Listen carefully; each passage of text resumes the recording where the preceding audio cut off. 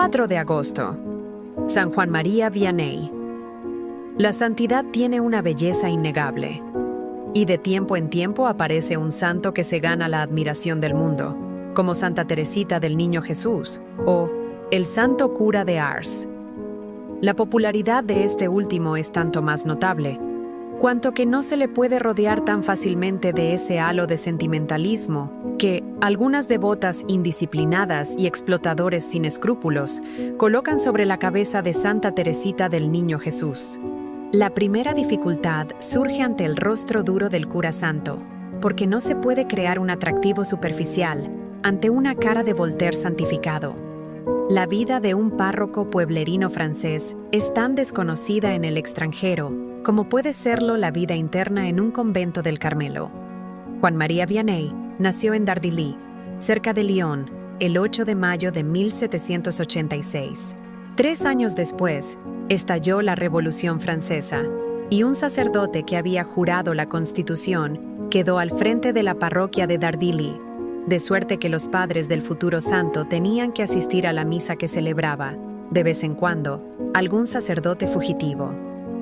Durante el reinado del terror, que fue tan devastador en Lyon como en París, Juan María se encargaba de cuidar el rebaño de su padre, Mateo Vianney, en ambas orillas del riachuelo de Planches. Juan María era un niño tranquilo y piadoso, que exhortaba a sus compañeros a ser buenos. Aunque no carecía de cierta habilidad en el juego de bolos, prefería generalmente jugar a la iglesia. A los 13 años hizo su primera comunión, en secreto. Poco después, se restableció en Dardilly el culto regular y, 5 años más tarde, Juan María confesó a su padre que quería ser sacerdote.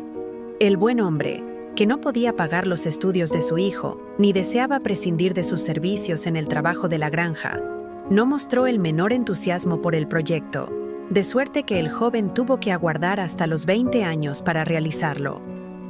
A esa edad, partió al pueblecito de Écully, donde el padre Valley había fundado un seminario parroquial.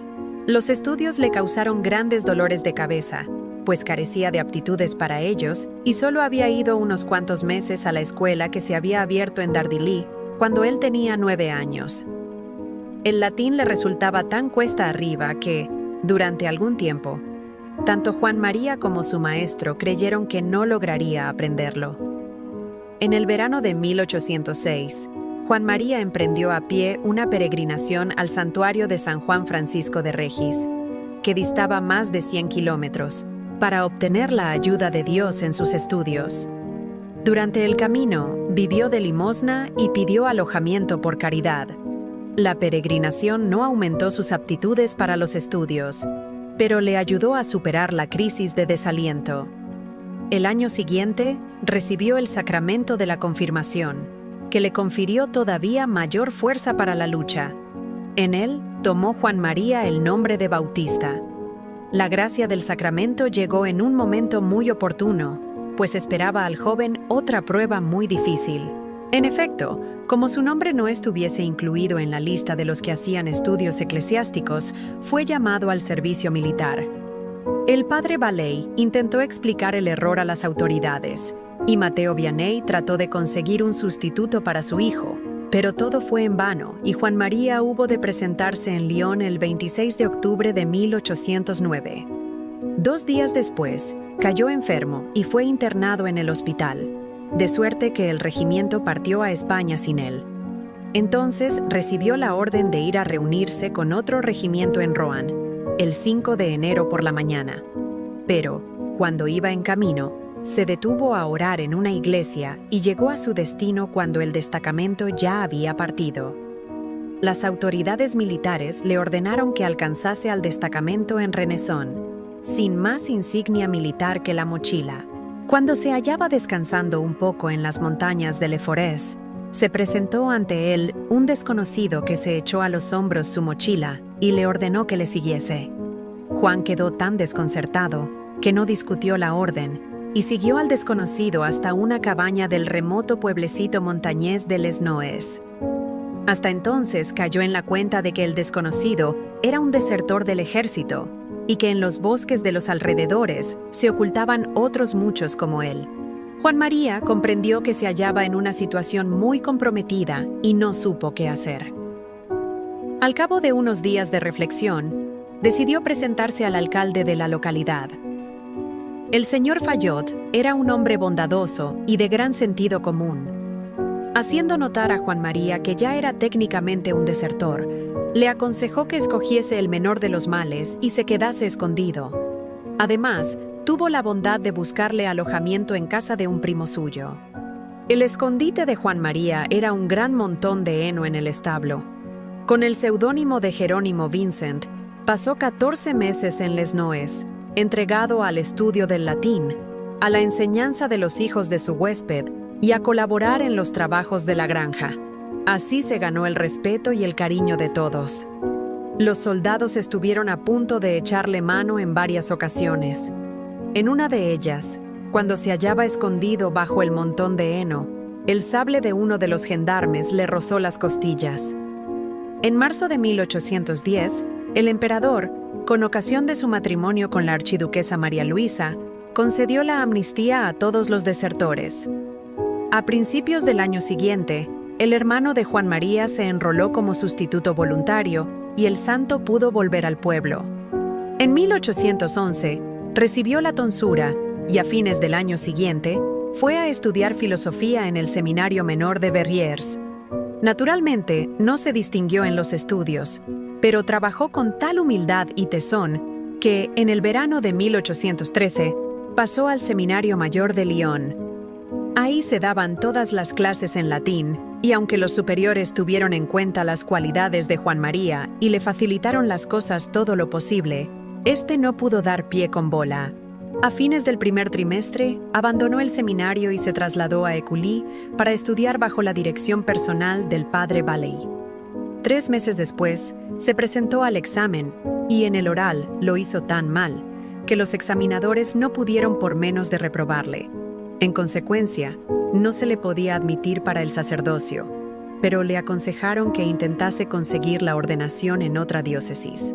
El padre Valley fue entonces a ver al padre Bochard, uno de los examinadores, quien aceptó acompañar al rector del seminario en una entrevista privada con Juan María.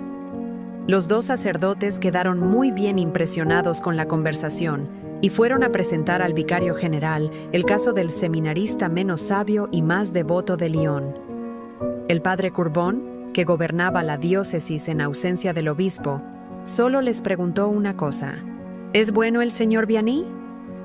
Sí, es un verdadero modelo, fue la respuesta. En tal caso, puede ordenarse tranquilamente. Dios hará el resto. El 2 de julio de 1814, Juan María recibió las órdenes menores y el subdiaconado y volvió a Écully a proseguir sus estudios.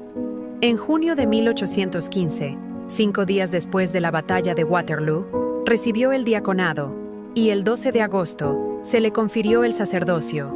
Al día siguiente, cantó su primera misa y fue nombrado vicario del padre Valley, a cuya intuición y perseverancia debe la Iglesia, después de Dios, el que Juan María Vianney haya recibido el sacerdocio. El vicario general de Lyon había dicho en la ordenación de Juan María: la Iglesia no necesita solo sacerdotes sabios, sino también sacerdotes santos. Y Monseñor Simón, obispo de Grenoble, había predicho que sería un buen sacerdote. En efecto, Juan María sabía todo lo que un sacerdote necesita saber, aunque no lo hubiese aprendido en los libros.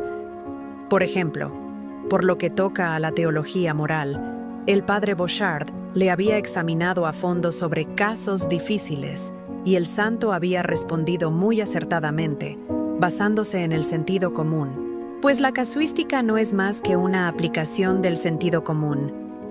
Poco después de haber sido nombrado vicario de Écully, Juan María recibió las facultades para oír confesiones. Su primer penitente fue su propio párroco, y su confesionario empezó pronto a llenarse de fieles. Más tarde, había de pasar las 3/4 partes de la jornada en el confesionario. Sin hacer alarde de ello, el párroco y el vicario empezaron a emularse en la austeridad y vivían como monjes de la Tebaida, Aquel acusó a este ante el vicario general de sobrepasar todos los límites, y el vicario acusó al párroco de practicar mortificaciones excesivas.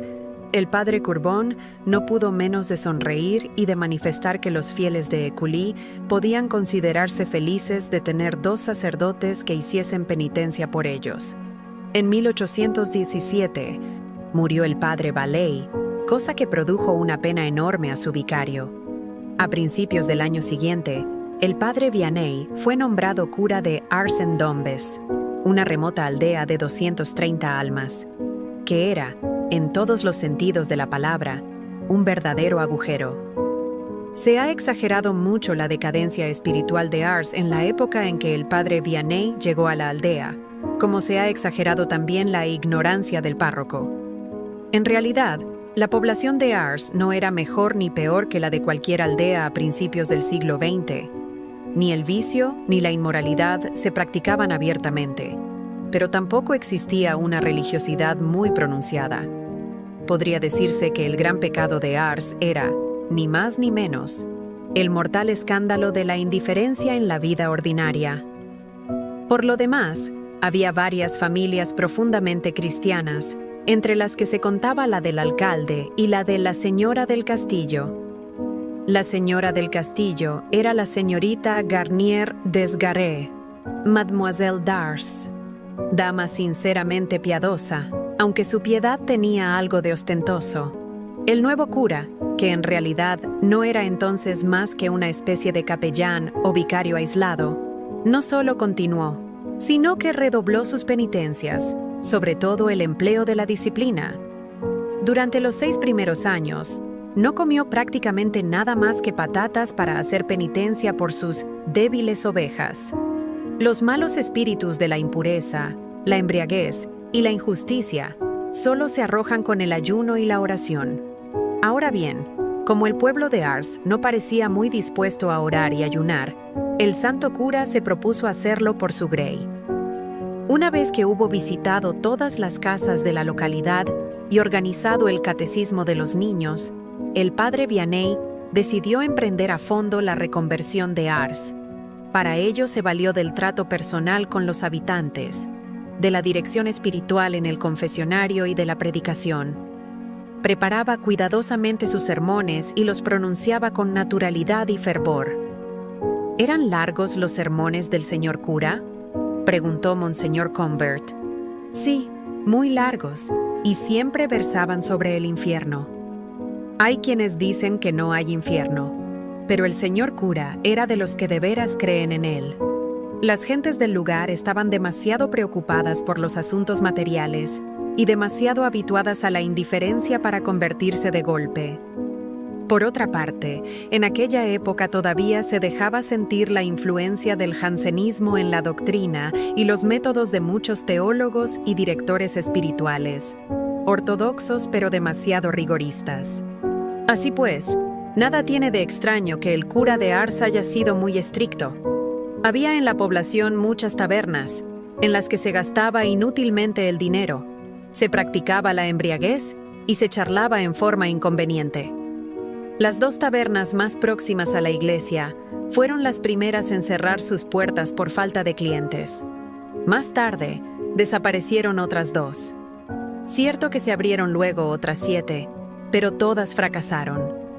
El señor cura luchó con todas sus fuerzas contra la blasfemia, la mundanidad y la obscenidad, y como no vacilaba en pronunciar desde el púlpito las expresiones que ofendían a Dios, nadie podía llamarse a engaño. Durante más de 8 años predicó la perfecta observancia de las fiestas de la iglesia, que no consistía simplemente en asistir a la misa y a las vísperas, sino en suprimir todo trabajo que no fuese absolutamente necesario. Pero, sobre todo, declaró guerra a muerte al baile, pues lo consideraba como una ocasión de pecado para los que bailaban y para los que veían bailar. El padre Vianney se mostraba implacable con los que bailaban, tanto en público como en privado. Si no prometían renunciar definitivamente al baile y no cumplían su palabra, les rehusaba la absolución. La batalla contra el baile y la falta de modestia en el vestir duró 25 años, pero el santo cura acabó por ganarla. El cura de Ars pintó sobre el arco de la capilla de San Juan estas palabras: Sa tête fut le prix d'une danse. Su cabeza era el precio de un baile. En 1821, el territorio de Ars fue convertido en parroquia sufragánea y, en 1823, pasó a formar parte de la nueva diócesis de Belley. Con esa ocasión, los enemigos del padre Vianney, pues su celo no dejaba de crearle a algunos, le acusaron ante el obispo, quien envió al deán del cabildo a investigar. Monseñor Devy quedó pronto convencido de la inocencia de su súbdito. Con el tiempo, llegó a tener gran confianza en él y aún le ofreció una importante parroquia. Pero el padre Vianney se negó a aceptarla, después de mucho cavilar. La fama de santidad y eficacia del cura de Ars se había ido difundiendo. Varios párrocos le pidieron que fuese a predicar misiones en sus parroquias, y las gentes asaltaban su confesionario.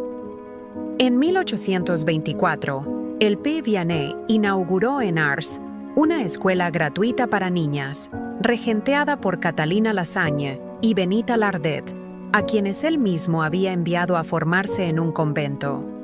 De dicha escuela nació 3 años más tarde la famosa institución de La Providencia, que era un asilo para niños y jóvenes huérfanos o abandonados. No se aceptaba un céntimo de ninguno de los pupilos, ni siquiera de los que podían pagar, y las directoras y colaboradoras no percibían salario alguno. Se trataba de una institución de caridad, que vivía de limosnas y se preocupaba sobre todo por la salvación de las almas. En algunas temporadas, el número de pupilos llegaba a 60, y el padre Vianney tenía que sudar para sostener a su gran familia. En cierta ocasión, el granero se llenó milagrosamente de trigo. En otra oportunidad, el cocinero aseguró que había hecho 10 panes de 20 libras cada uno con solo unas cuantas libras de harina, gracias a las oraciones del padre Vianney. Esos milagros fueron transformando poco a poco la actitud de los fieles de Ars, y los visitantes se hacían lenguas del orden y la excelente conducta que reinaban en La Providencia. Pero el elemento decisivo del cambio que se operó en la aldea fue el ejemplo del padre Vianney. Nuestro cura es un santo y tenemos que obedecerle. No somos mejores que las gentes de otros pueblos. Lo que pasa es que tenemos a un santo entre nosotros. Algunos llegaban hasta a decir: lo que él nos manda es la voluntad de Dios, y por ello debemos obedecerle. Pero aún esos obedecían, en realidad, porque el padre Vianney era un hombre de Dios. En tanto que el pueblo se convertía lentamente a la vida cristiana, el cura de Ars era objeto de una verdadera persecución por parte del demonio. En toda la agiología no existe un solo caso en el que la acción del demonio haya sido tan larga, variada y violenta. Los fenómenos iban desde los ruidos y voces hasta los ataques personales. En cierta ocasión, el lecho del párroco se incendió inexplicablemente. La persecución, que comenzó en 1824, duró más de 30 años, con algunas intermitencias. Por lo demás, varias personas tuvieron ocasión de presenciar sus efectos. Pero el padre Vianney tomaba la acción del demonio con tal naturalidad que parecía considerarla como parte normal de la jornada. El padre Tocanier le dijo una vez: «Seguramente que os asustáis mucho en algunas ocasiones». El padre Vianney replicó: «A todo se acostumbra uno, amigo mío. El diablo y yo somos ya casi compinches». Además de la persecución del demonio, el cura de Ars tuvo que soportar los ataques de los que, si la naturaleza humana no fuese lo que es, nos sentiríamos tentados a calificar de preternaturales. Algunos de sus hermanos en el sacerdocio, generalmente no los mejores ni más inteligentes, incapaces de apreciar la santidad del padre Vianney, recordando sus fracasos intelectuales en el seminario y prestando oídos a las hablillas, criticaban su celo indiscreto, su ambición y su presunción, y llegaban hasta a tratarle de charlatán e impostor. El padre Vianney comentaba a este propósito: «Pobre curita de Ars, qué cantidad de cosas desagradables se imaginan sobre él. Hay quienes por hablar de él se olvidan de predicar el Evangelio». Pero los enemigos del cura no se limitaron a criticarle en la sacristía, sino que le denunciaron al obispo de Belley. El padre Vianney se negó a defenderse y Monseñor Devy le dejó en paz, tras de hacer algunas investigaciones. En cierta ocasión en que un sacerdote calificó de loco al cura de Ars, Monseñor Devy, haciendo alusión a ello, dijo a su clero durante el retiro anual: «Señores, confieso que me sentiría muy orgulloso si todos vosotros tuvieseis algo de esa locura». Otro de los hechos extraordinarios que deben mencionarse es que Ars se convirtió en un sitio de peregrinación en vida del santo. Y los peregrinos no iban para visitar el santuario de su querida Santa Filomena, que él había construido, sino para ver al párroco. Indudablemente que había una parte de curiosidad en esas peregrinaciones, pues es imposible mantener secretos los hechos extraordinarios como el de la multiplicación de los panes. Pero la causa principal de las peregrinaciones, que fueron haciéndose cada vez más frecuentes y numerosas, era el deseo de recibir los consejos del cura en el confesionario. Y eso era sobre todo lo que enfurecía a los sacerdotes que no querían al padre Vianney, algunos de los cuales llegaron incluso a prohibir a sus feligreses que fuesen a ver al cura de Ars. Desde 1827, empezaron a acudir a Ars los peregrinos del exterior. Entre 1830 y 1845, hubo un promedio de 300 peregrinos por día. En Lyon, se abrió una oficina especial para los viajeros que iban a Ars y se puso a la disposición del público una serie de billetes de ida y vuelta por 8 días, pues era imposible conseguir hablar con el santo cura en menos tiempo. Ello significaba que el padre Vianney tenía que pasar 12 horas diarias en el confesionario durante el invierno y 16 horas durante el verano. No contento con eso, en los 15 últimos años de su vida, predicaba todos los días a las 11 de la mañana. Se trataba de sermones muy sencillos, pues el santo no tenía tiempo para prepararlos, que llegaban al corazón de los hombres más cultos y de los más endurecidos. Ricos y pobres, sabios y sencillos, inicuos y malos, clérigos y laicos, obispos, sacerdotes y religiosos, todos acudían a Ars a arrodillarse en el confesionario del santo cura y a sentarse en los bancos del catecismo. El padre Vianney no perdía el tiempo en dar consejos largos. Generalmente solo decía unas cuantas palabras, una sola frase, pero esa frase tenía toda la autoridad de un santo y revelaba con frecuencia un conocimiento sobrenatural del estado del alma del penitente. Muchas veces, el santo corregía el número de años que habían pasado desde la última confesión del penitente, o le recordaba algún pecado que había olvidado. El arzobispo de Auch manifestó que lo único que le dijo el padre Vianney había sido: «Amad mucho a vuestro clero». Al superior general de un instituto religioso consagrado a la enseñanza dijo únicamente: «Amad mucho al buen Dios». Durante la confesión de los pecados, el santo repetía constantemente: «¡Qué pena, qué pena!», y lloraba sin cesar. Las gentes hacían viajes de centenares de kilómetros y esperaban a veces día tras día en la iglesia para poder confesarse con él, y las conversiones se multiplicaban. Al principio, el santo trataba a los forasteros con el mismo rigor que a los habitantes de Ars, pero con los años adquirió experiencia sobre las necesidades y posibilidades de cada alma y un conocimiento más profundo de la teología moral, de manera que el rigor fue cediendo ante la compasión, la bondad y la ternura. Desaconsejaba a las almas la multiplicación de las devociones y recomendaba sobre todo el rosario, el ángelus, las jaculatorias y las oraciones de la liturgia. Solía decir: «La oración privada es como un poco de paja encendida que se arroja al viento y arde con llamas muy pequeñas. En cambio, la oración litúrgica es como si se juntase en un haz toda la paja. Entonces arde de veras, y el fuego sube al cielo como una columna». En el padre Vianney no había afectación ninguna, nada de exclamaciones, suspiros y trances. Cuando estaba muy conmovido, se limitaba a sonreír o a llorar. Hemos hecho mención de su poder de leer en las almas. Su conocimiento de los hechos pasados y futuros no era menos extraordinario que sus milagros. Aunque con frecuencia se critica irreflexivamente la inutilidad de los milagros de los santos, ciertamente no se puede hacer ese reproche a los del cura de Ars. Sus profecías no se referían a los asuntos públicos, sino a la vida de los individuos, y siempre iban dirigidas a ayudar y consolar a las almas. En cierta ocasión, dijo el santo que el conocimiento de los hechos ignorados se le presentaba en forma de recuerdos. Así, por ejemplo, narró lo siguiente al padre Tocanier. En una ocasión dije a cierta mujer: ¿sois vos la que abandonó a su marido en un hospital y se niega a ir a verle? Ella me preguntó: ¿cómo lo sabéis, puesto que yo no lo he dicho a nadie? Ante tal réplica, yo quedé todavía más sorprendido que ella, pues tenía la impresión de que ella misma me había contado toda la historia. La baronesa de la Comblé, que era viuda, se hallaba muy agitada porque un hijo suyo de 18 años estaba decidido a casarse con una joven de 15.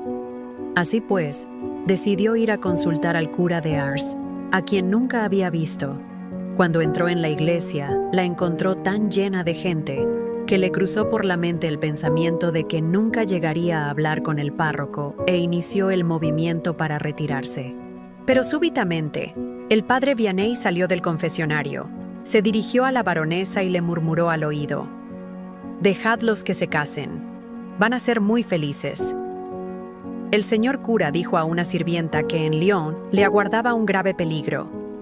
Gracias a este aviso, la joven pudo escapar, unos cuantos días más tarde, de las manos de un criminal que se dedicaba a asesinar a las jóvenes, y aún presentó testimonio en el proceso que se instituyó contra él. En 1854, el cura de Ars anunció con gran convicción al obispo de Birmingham, Monseñor Ullathorne: «Estoy persuadido de que la Iglesia va a recobrar su antigua grandeza en Inglaterra». Un día preguntó en la iglesia a una joven forastera: «¿Vos me habéis escrito, hija mía?». «Sí, padre». «Entonces no tengáis ningún cuidado, porque pronto entraréis en el convento.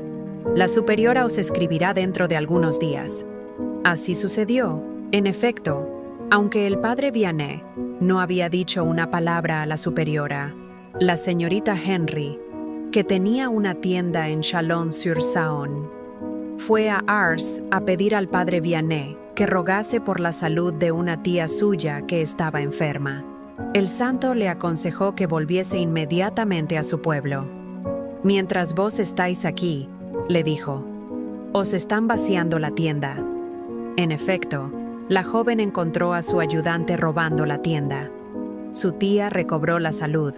El cura de Ars acostumbraba a atribuir las curaciones que obraba a la intercesión de Santa Filomena.